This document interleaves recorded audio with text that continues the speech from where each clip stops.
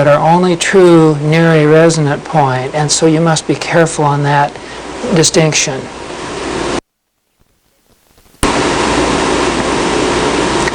When comparing structural damping coefficient to a viscous damping coefficient at a specific frequency, the user must be careful because that relation cannot hold over a wide frequency range literally. The reason is in this figure shown below that if I follow through to the force that's created by each of those kinds of damping, and if you do make an equivalent viscous damping to structural at some given frequency, say this particular value here of omega 4, then the relation is perfectly true at that frequency. But as you move away from that frequency using those same numbers for viscous and structural damping, you'll find that the viscous damping creates higher forces than the structural. And conversely, at lower frequencies, structural damping is more effective than the viscous. So you have to be a bit careful in how you go from a given structural damping to a viscous damping. Indeed, many real structures might have some law that varies somewhere in between these two. If you thought the system had some fluids in it, the sloshing of fuel, and some elastomers, and so on. And to help bridge this gap and make more of a frequency-dependent and frequency-accurate relation, codes such as Nastran allow structural damping to be put in as a function of frequency.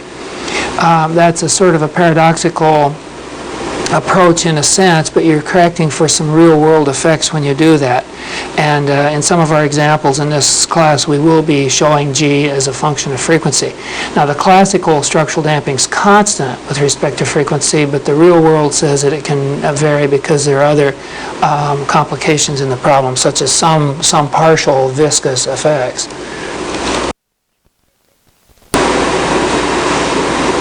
It's interesting to compare the numerical values of viscous damping coefficients with structural damping coefficients. And as we've just seen, you really need to do that at a specific frequency so that you know what you're doing. There's another interesting comparison, and that is when you are in the vicinity of resonance of a mechanical system.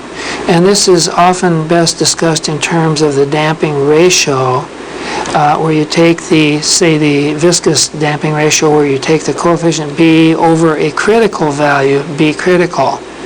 Now, this critical value of viscous damping, you can look up in elementary textbooks. It's the one that leads to time histories on meters, say a voltage meter, and where you'll find that given a disturbance in voltage that the system will only perhaps have one zero crossing, which means that you've damped out the violent fluctuations of the meter. So this is a rather important concept in single degree of freedom damped systems. Now, if we compare viscous and structural damping coefficients near a resonance, what we mean is the frequency capital omega is going to be driven toward square root of k over m. So we're going to shake this system closer and closer to its natural frequency. We can redefine this damping ratio now by putting the viscous damper in terms of its structural equivalent. So this is where we've done equivalent viscous damping. Below here you have the critical damping ratio on a viscous system, and you find a lot of cancellation as you set the frequency equal to the natural frequency as given here, square root of k over m. Till finally you find that the viscous damping ratio is the structural coefficient over 2, often written with the 2 upstairs, and so that a structural damping factor of 0.05 would mean you had 0.025 in terms of viscous damping ratio. So many people remember this, but that's really true at a natural frequency, right in the neighborhood of a frequency. one of the natural frequencies. And I give a problem on this, I think it's problem 1 in our homework work that we'll go through, just to show that if you pick some other frequency, this relation does not hold. Matter of fact, it's off by, I don't know, a factor of 20 or something like that. So you do have to be careful about what you mean by replacing one coefficient with the other. While we've been comparing these coefficients near resonance, let's go a little farther and see what the amplitude of response is. For the viscous damping case, you get this curve. On the horizontal axis, you have the excitation frequency, and on the vertical axis, you have a non-dimensional displacement. This is the ratio of the response that you get in the given problem compared to a response you would have gotten with a static solution, which merely is the magnitude of the force over the stiffness. Static solutions are governed entirely by the stiffness of the system. So this is a ratio that you get, often called a magnification ratio. The peak value is given here in terms of the damping coefficient, and that for low damping coefficients is approximated by 1 over 2 zeta. Likewise for structural damping in a similar non-dimensional way over here, and then again with frequency on the horizontal axis, the peak is 1 over g, and this directly then becomes a magnification ratio.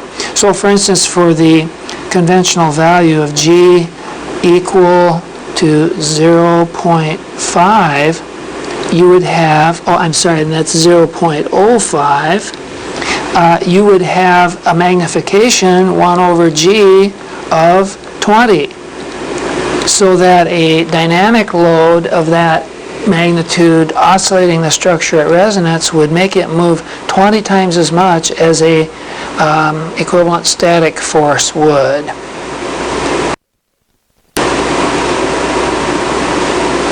We've taken quite a bit of time discussing the time history and even frequency dependence of these damping forces. Now let's think about the distribution of these forces over the space or the domain of the problem. Now we're talking about multiple degree of freedom systems. One of the original concepts was proportional damping or Rayleigh damping. Mathematically, the statement is that the damping matrix is a linear combination, part of which is proportionate to the mass distribution of the assembly, and then part of it is proportional to the stiffness distribution. The constants of proportionality here are alpha and beta, which are just numbers. There is some justification for this beta because, indeed, the structural damping forces are proportional to the stiffnesses, so you would expect to find them where the stiffnesses are the greatest.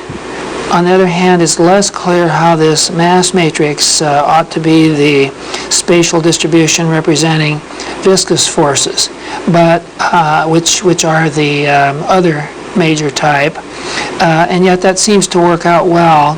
Perhaps it's because that's where the material in the body really is. One could have proposed other things to have added in here, maybe wetted areas or the color of the structure or the smell of the structure. I doubt that those would have gone. But you can see what Rayleigh was getting at here, and we'll see this in a minute, how this gets worked out. When I went to college at Caltech, we all understood this criterion, and we really wished there was a necessary and sufficient condition for keeping a system nicely damped. And Tom Coggy at Caltech came up with such a condition several years after I left. This is the necessary and sufficient condition that the matrix B here lead to so-called uncoupled modes. In other words, this kind of spatial distribution of damping maintains the orthogonality of the modes in the sense that they don't interact, they don't exchange energy. You get real eigenvalues and eigenvectors in the system. This is a wonderful, compact criterion. It was repeated by another person in the literature, not having seen that this was already done. And so I imagine people are going to rediscover this occasionally as time goes on. It's a bit non-intuitive, but once you have a B matrix, it's pretty good to check to see if it is going to lead to uncoupled modes, because you can just turn the crank and do the multiplication.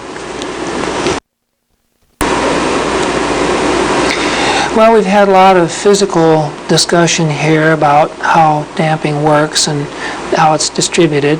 Now, how will we use these damping ideas in actual finite element codes? Well, there are a number of implementations depending on the different codes. You might think, for instance, that you could relate the forces between two individual degrees of freedom, and I've shown that here. Indeed, you get the familiar 1 minus 1 minus 1 and 1 coefficient multiplied by B in this case. This is useful, and codes often let you develop damping matrices relating the degrees of freedom. Another way is to create an actual dashpot that connects two nodes, so that in 2 dimensions, which I've shown here on this potato chip, you would get a 4x4 matrix with some zeros in it. And then this same dashpot could be connected to nodes in 3 dimensions.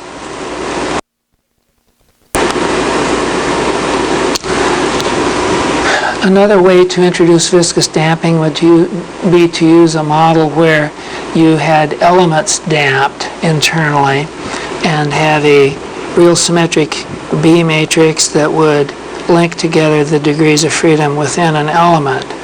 That way you could have changing damping from element to element. Structural damping is also implemented in finite element codes, and you might have an overall damping factor shown here on this stiffness matrix K. Let's say if that was your overall stiffness matrix, then you would have this G factor multiplying all elastic forces in the system. In MSc Nastran, you can also introduce structural damping element by element, so that at the element level, shown at the bottom here, you could have an element G value that multiplies the stiffness of that element itself.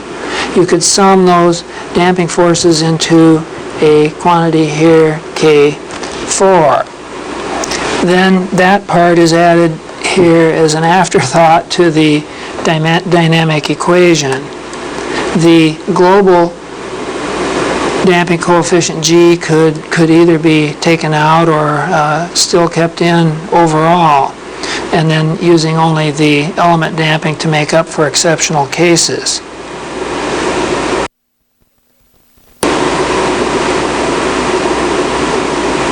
We've been speaking about ways to include damping in a structure in a global sense, where we worried about how to distribute damping over the domain or the space that the structure occupies.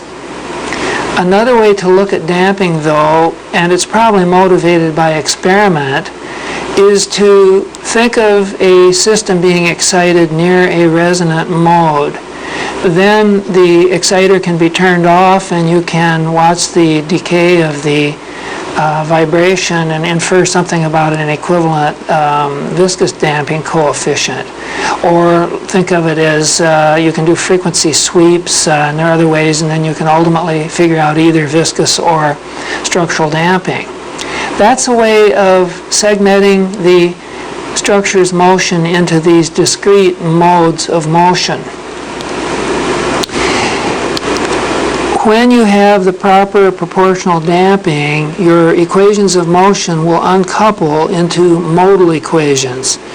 The motion then is characterized by generalized coordinates, C sub I here, and I've shown a case here on top which has a structural damping coefficient, and then the one here has a viscous damping coefficient.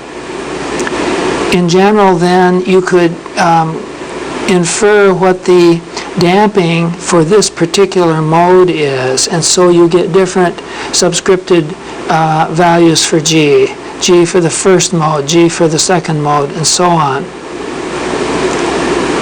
It's possible then to close the loop and then view G as a function of frequency, and then have a lookup table so that when you look at the response of a structure, it goes to that table, and you have an interpolation procedure. Now that's a bit of an approximation, if you can see where I'm going here, because the structure won't be moving in pure modes, but will be some combination of modes at any intermediate frequency. So I repeat some of these equivalent forms here for the equivalent viscous damping. Remember that when you use these formula, you really have to be careful whether the quantity omega involved is a lowercase omega, which is a natural frequency, and in particular when there's a subscript such as this, you're speaking about one specific frequency, or whether, as we did earlier, you can compare motion at a general frequency. Equations, you can go back to the original physical set of equations in the coupled form and subject them to vibration at any frequency, but these uncoupled ones are only valid at the particular modal frequency involved.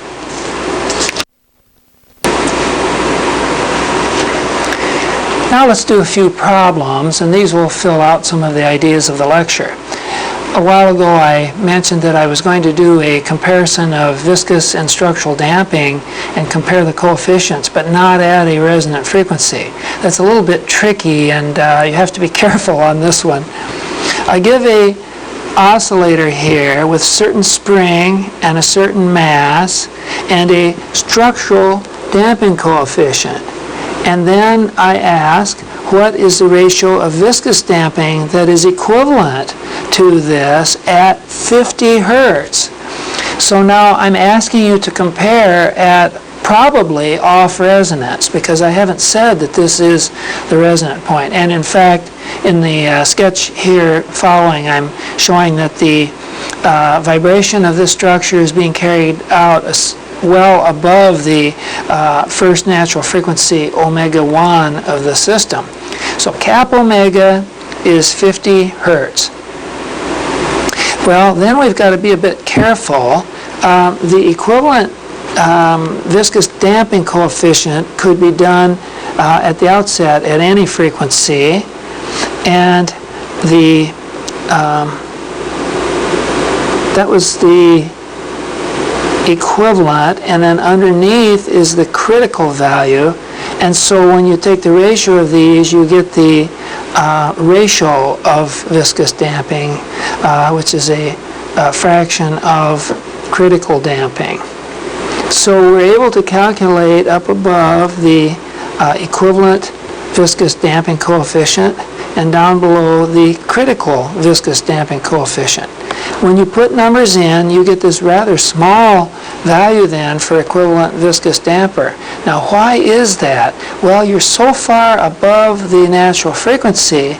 If you remember, the viscous damping gets so effective because of the way that it causes higher forces and more energy removed because of more cycles per second. And those two add up to have a very powerful effect. So if I'm going to take a given structural damping and convert it to equivalent viscous damping, the equivalent viscous damper does not have to be very large in order to equate with the structural damper when you're way up here at these frequencies.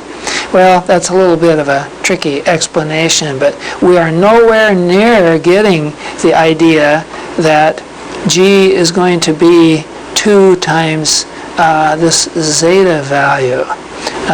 No way. So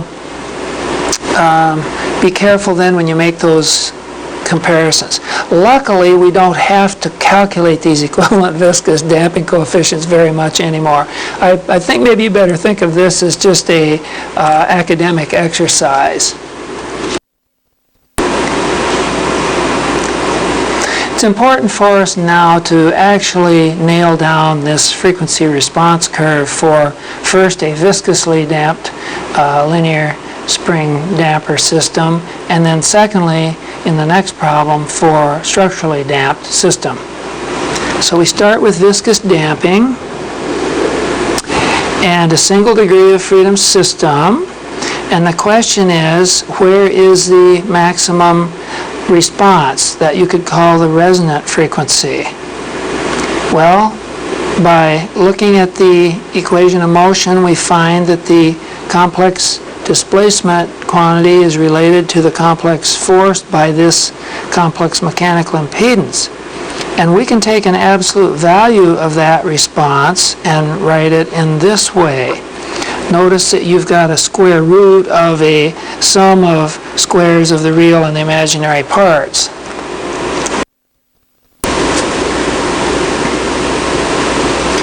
Now we'll calculate those zero slope values.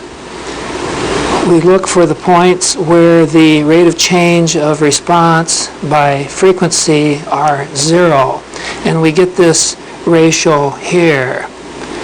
We'll search for zeros by looking for zeros in the numerator rather than infinities in the denominator, because that's not of interest.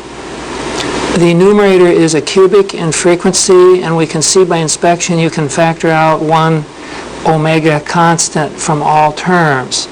Therefore, omega equals 0 is a root, and that's the slope condition right here at 0 frequency.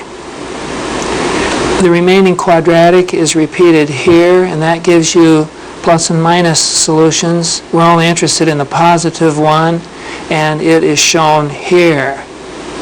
And at this frequency, which we call the resonant frequency. So we've located where the maximum response is in a viscously damped system.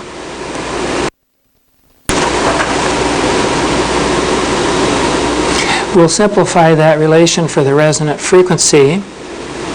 Here we factored out a set of terms that we recognize as the natural frequency of the undamped system, but then you have these additional terms which can be represented in terms of the viscous damping ratio.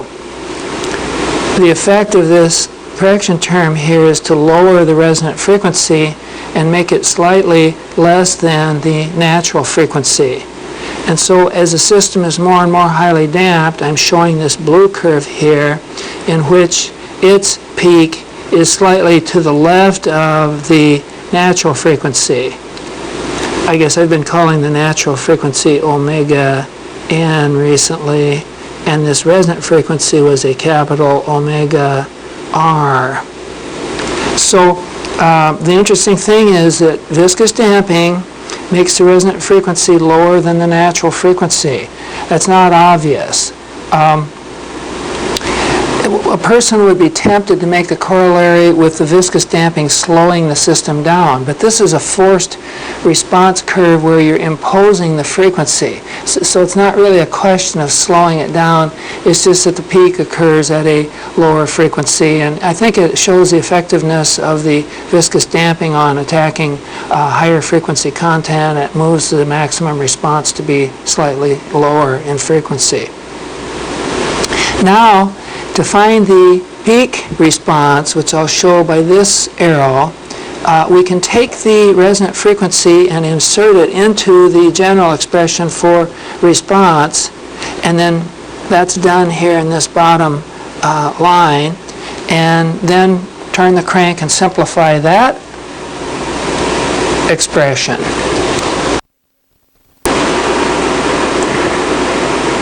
So we continue the simplification of that amplitude ratio and expand these quantities here, and we take the absolute values, put in the damping ratio expression, and after a lot of algebra you end up with this expression, which is a non-dimensional magnification ratio. You could call it a dynamic magnification ratio, the quantity shown by the red arrow here. And that's the exact value at resonance of a viscously damped system. Problem 3 in our problem set is similar to 2, except that it uses structural damping instead of viscous. So now structural damping. And we'll take the same single degree of freedom spring mass damper and again ask what is the resonant frequency, which is the point of maximum amplitude of vibration. And then we'll compare that with the natural frequency for the system. Now our structural response is shown here, where we use the complex mechanical impedance for structural damping involving this IG term.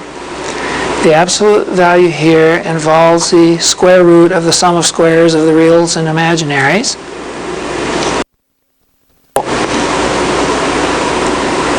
We now do the derivative to find those points where the frequency response curve has a zero slope. We get this rather complicated expression for the zero slope condition, and again find two places on the frequency axis where the response slope is zero. One of them corresponds to the zero frequency that we're not interested in, and the other is the resonance of this particular body. Now, that resonance point comes out to be the same as the natural frequency when you look at the analytical terms that were found. So in other words, had we had a free vibration case here which went way up to some tremendous peak with zero damping or very little damping, then that lines up almost perfectly, and in fact perfectly, with the resonant point that we're getting this time. And if you did a family of curves with structural damping, they would all have maxima right along this line, the natural frequency. So that's a very nice result here. Then let's go back and finish by finding what this magnification ratio is for displacement. So putting in the natural frequency for the resonant frequency, because they're identical now, the ratio simplifies to 1 over g. And this is the magnification factor, the dynamic magnification for a linear structurally damped system. And then when you compare that with the viscous case, you see that if the viscous damping ratio is small, and when you're at the natural frequency, you recover again this G equals 2 zeta relation. So that does confirm what we had found earlier at resonance. Remember now, always remember at resonance. But this helps you compare the two coefficients. Well, that ends our lecture on the harmonic motion and damping, and hope you've enjoyed it.